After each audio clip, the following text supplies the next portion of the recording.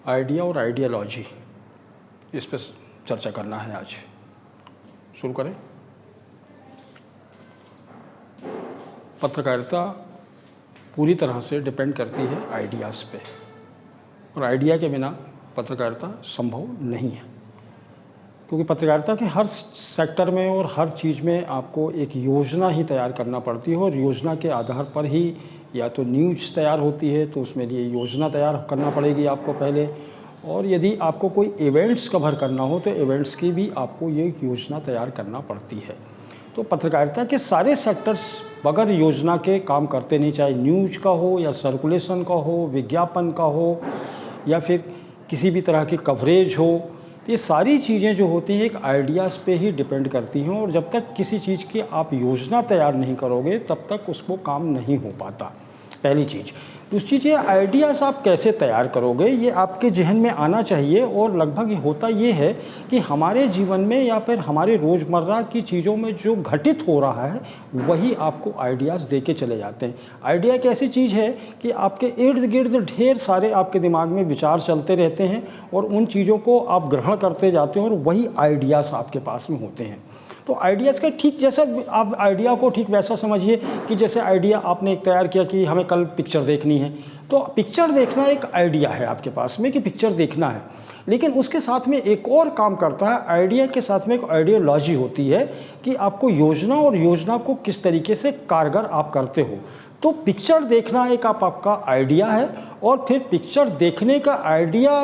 उसको कैसे देखोगे आप पिक्चर को, वो आपकी आइडियोलॉजी है। मीन्स अब पिक्चर देखना है, अब आप अपने मित्र के साथ पिक्चर देखने जा रहे हो, तो घर में आपको भूमिका बनाना पड़ेगी कि हमको पिक्चर देखने का वो टाइम कैसे मिले, फिर आप उसको अर्निंग की, उसके लिए टिकट के पैसे कैसे आएंगे, फिर घर में आप किस तरीके से झूठ बोलोगे, मम्मी को किस तरीके से आप कन्विंस करोगे, पापा को कैसे कन्विंस करोगे। तो वो सारी चीज़ें आप आइडियोलॉजी है, उसके लिए आप एक योजना तैयार करते हो कि मम्मी को हम किस तरीके से झूठ बोलेंगे, फिर मम्मी को किस तरीके से हम पैसे लेंगे, फिर वो 3 घंटे जो पिक्चर आपको देखने जाना है तो आप बहाना करोगे कि हम ग्रुप स्टडी करने जा रहे हैं या कहीं पढ़ने जा रहे हैं या दोस्त का बर्थडे है, XYZ, आप कोई बहाने करोगे। ये सारी चीज़ें जितने भी आप प्रपंच रचोगे, ये सब आइडियोलॉजी, ये योजना तैयार करने की भूमिका है। तो पत्रकारिता में भी हम आइडिया तैयार करते हैं कि जैसे आइडिया तैयार हुआ कि चलो ठीक है कि अगला इवेंट आने वाला है, कोई नवरात्रि आने वाली है, या फिर कोई तीज त्यौहार आने वाला है, या छठ का त्यौहार आने वाला है, या कोई त्यौहार आपके आने वाले हैं, तो इनका आप एक योजना तैयार कर लेते हैं कि आपको योजना जब बन गई तो फिर आप उसके लिए काम करना स्विच करते हैं, और फिर न्यूज़ आप उसी तरीके से बनाना तैयार करते हैं। तो यहाँ सबसे बड़ी चीज़ ये है कि आप आइडिया किस तरीके से, योजनाओं को किस तरीके से आप अपने दिमाग में ग्रहण करते हो। तो योजना आप पहले तैयार कीजिए, किसी भी चीज़ की आपको योजना तैयार करना पड़ेगी न्यूज़ की, और न्यूज़ की योजना जब तैयार करते हो तो उस न्यूज़ को आप जब प्लेटफॉर्म पे लेके आते हो, अखबार में लेके आते हो, या प्रिंट मीडिया में लेके आते हो, या इलेक्ट्रॉनिक प्लेटफॉर्म पे लेके आते हो, या यूट्यूब पे लेके आते हो, तो उसको एक आपकी भूमिका, एक कार्यशैली आपको तय करना पड़ेगी कि आप उस कार्यशैली के तहत काम करोगे। तो ये पहली चीज़ है कि आप पहले योजनाएँ तैयार करो, योजना अपने दिमाग में लेके आते हैं। मसलन आप देखोगे अखबार की योजनाएं, आप पहले उस तरीके से मैं आपको समझाऊं कि जैसे अखबार की योजना, अखबार जब हम प्रिंट करते हैं तो रोज़ आप देखते हो कि अखबार रोज़ाना अलग कलेवर में आपको दिखाई देता है। आपको फ्रंट पेज से लेकर के अंदर के पेजों तक के आपको पूरा लेआउट बदला हुआ दिखाई देगा। तो ये क्या होता है कि एक योजना दिमाग में तैयार होती है, हमारे एक रिपोर्टर्स के, एक संपादक के दिमाग में एक तैयार होती योजना कि हम अखबार का प्रस्तुतिकरण किस तरीके से करेंगे। तो ये प्रस्तुतिकरण को जो तय करने की तो योजना तैयार होती है। आपने योजना बना ली, फिर उसको इम्प्लीमेंट आप किस तरीके से करोगे, ये इम्प्लीमेंट आपको रोज़ाना अखबार में दिखाई देगा। तो ये चीज़ें, तो यहाँ योजनाएं ऐसी होती हैं कि खबरों के हिसाब से भी आपको योजनाएं तैयार करना पड़ती हैं कि किन खबरों को हमें प्राथमिकता देना है, किन खबरों को हमें प्राथमिकता नहीं देना है, कौन सी खबरों में कौन सा पिक्चर अच्छा लगेगा, कौन सी खबर में आपको फ़ोटो लेना है, किस एंगल से फ़ोटो लेना है, इवेंट्स का फ़ोटो लेना है, कैरिकेचर आपको इस्तेमाल करना है, कार्टून का इस्तेमाल करना है। तो ये सारी चीज़ें आपको उस न्यूज़ के हिसाब से आपको तय करना पड़ती है। तो यहाँ योजना और योजना की कार्यशैली, ये दोनों चीज़ें एक साथ काम करती है। पहली चीज़ तो आपके पास खबर है, इस खबर को हमें किस तरीके से प्रस्तुत करना है, पहली चीज़। दूसरी चीज़ है कि इस खबर का प्रस्तुतिकरण किस तरीके से होगा, इसका इफ़ेक्ट कितना पड़ेगा, तो इसकी योजना तैयार की जाती है कि इफ़ेक्ट किस तरीके से होगा। तो यहाँ हमको ये चीज़ योजना बनाते समय इन चीज़ों का ध्यान रखना पड़ता है कि इसका दायित्व और इसका प्रभाव समाज पे कितना पड़ेगा, हम जिस न्यूज़ को जिस तरीके से प्रस्तुत कर रहे हैं उस वर्ग में इसका किसका प्रभाव पड़ेगा, इसका साइड इफ़ेक्ट क्या होगा, ये सारी योजनाओं के बीच में तय होता रहता है। अब जैसे मान लीजिए कि कोई घटनाक्रम जातिगत हो गया,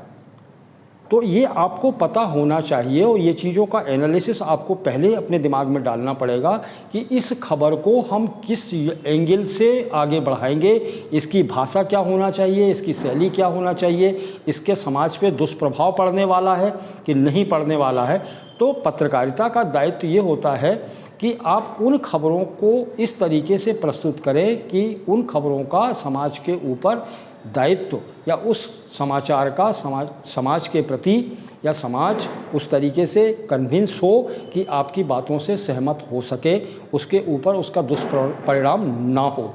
तो हम किस तरीके से योजना तैयार करें, जैसे हम कहें कि साहब अंधविश्वास, हम अंधविश्वास को बढ़ावा नहीं देते, तो योजना ये तैयार होती है कि हम उस अंधविश्वास को रोक किस तरीके से सकते हैं। तो आपको अंधविश्वास को रोकना पड़ेगा। हमारे तरफ आमतौर से होता ना कि जैसे कभी कभार आप देखते होंगे कि गणपति जी ने पानी पी लिया या गणपति जी ने दूध पी लिया या दुर्गा जी रोना शुरू कर दी। तो ये साइंटिफिक होता है, उस योजना कहते हैं कि आपको साइंटिफिक रूप से उस चीज़ का एनालिसिस करना पड़ेगा कि चीज़ें वाकई में हो रही हैं या होती हैं या हो सकती हैं, आप इनको बढ़ावा किस स्तर तक दे सकते हो। यदि इन चीज़ों को बहुत आगे तरीके से बढ़ाते हो या उसको उस तरीके से आप लिखना शुरू करते हो तो समाज में एक अंधविश्वास की भावना पैदा होगी। तो आप उसको अंधविश्वास को आपको रोकना है। आमतौर से ये होता है कि डिजिटल प्लेटफॉर्म पे या आप इलेक्ट्रॉनिक प्लेटफॉर्म पे चले जाओ तो इन चीज़ों के फुटेज आपको दिखाई दे देते हैं, इससे थोड़ा सा माहौल एक अंधविश्वास का क्रिएट होता है। लेकिन प्रिंट मीडिया इस मामले में पूरी ईमानदारी के साथ में ये तय करता है कि समाज में किसी भी तरह का